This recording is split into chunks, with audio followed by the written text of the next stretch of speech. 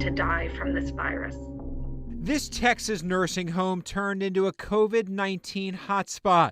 It was roughly 61 residents were infected and 14 residents died. The cases and deaths inside Riverside Nursing and Rehabilitation Center have Sissy Sanders worried about her 70-year-old mother. My mom has dementia, and she's a cancer survivor. And she's fighting to stay virus-free inside a nursing home that has struggled to test residents and fight an infection that has spread through facilities across the country. I don't know if my mom would make it if she contracted the virus. But while many nursing homes lack the resources needed to protect residents, hundreds of millions of dollars that could shore up problems exposed by COVID-19 sit in bank accounts across the country. If the federal government would allow it, it's money that could pay for testing, protective equipment, even staffing. But when Sissy Sanders asked the state and federal government why the money is unspent, the answer is I never get a straight answer. When the government fines nursing homes for putting residents' health and safety in jeopardy, that money goes to each state and is kept in what's called the Civil Money Penalty Fund. This is kind of blood money. I mean, this is money that is collected because people suffered, abused, neglected, even died. The money is supposed to be used to protect residents or improve their quality of care or life. But according to our research in the American Healthcare Association, around $400 million of that money is unspent in state bank accounts across the country. It really doesn't make a lot of sense for this money to be sitting around not being utilized. Many states started the year with millions. We found Texas, Michigan, and Georgia had more than 20 million, South Carolina 16, Mississippi 14 million.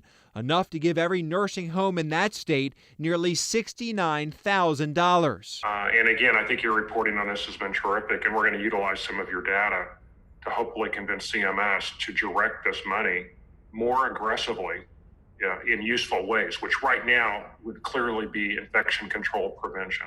According to our analysis, last year, nearly $90 million of civil money penalty fund dollars went to nearly 300 entities. The grants largely didn't address the most serious issues historically plaguing nursing homes: poor infection control, curbing residents' falls and accidents, and preventing abuse and neglect. You want to do everything you can to give the residents as good a life as possible. And part of giving them a good life is to make sure that they're safe. But we found when states do hand out the money, it sometimes pays for what Parkinson calls frivolous expenses. The Duncanville Healthcare and Rehabilitation Center in Texas received $20,000 for a project it called Culture Changing, One Step at a Time.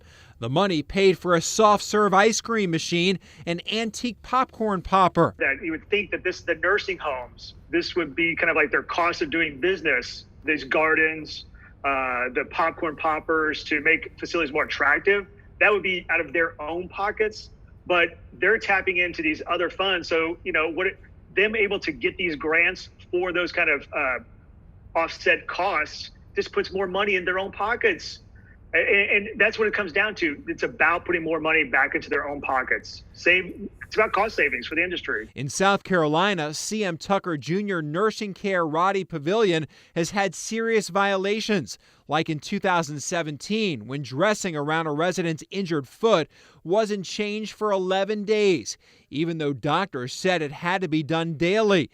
Inspectors even found staff falsified documentation about the resident's treatment.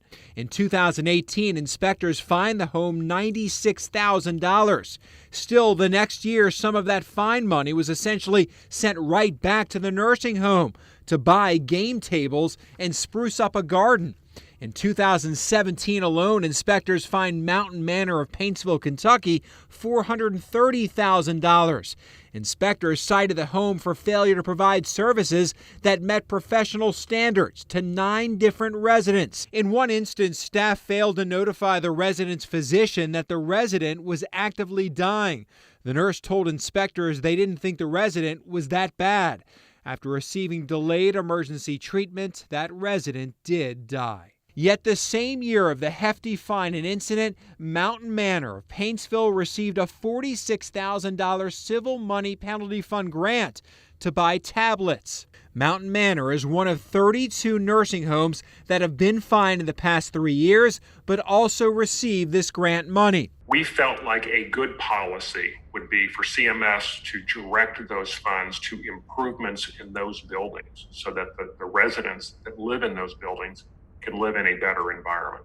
Where's the justice for the families? You know, a lot of families don't go to court over these cases of abuse and neglect. They rely upon the enforcement agencies to bring some justice into cases of loved ones who are abused or neglected. So if the state just goes ahead and gives back those that have been incurred by a facility that abused or killed their loved one, gives it right back to them, where is the justice? There is no justice. Sissy Sanders' mother is still alive. She doesn't need justice, but could use some additional money at her nursing home, money that could help keep the fragile senior alive as another wave of COVID-19 sweeps across the country. In the middle of a global pandemic and nursing homes being at ground zero for this particular virus, I believe there's no better use and no better time to use these civil money penalty funds than right now.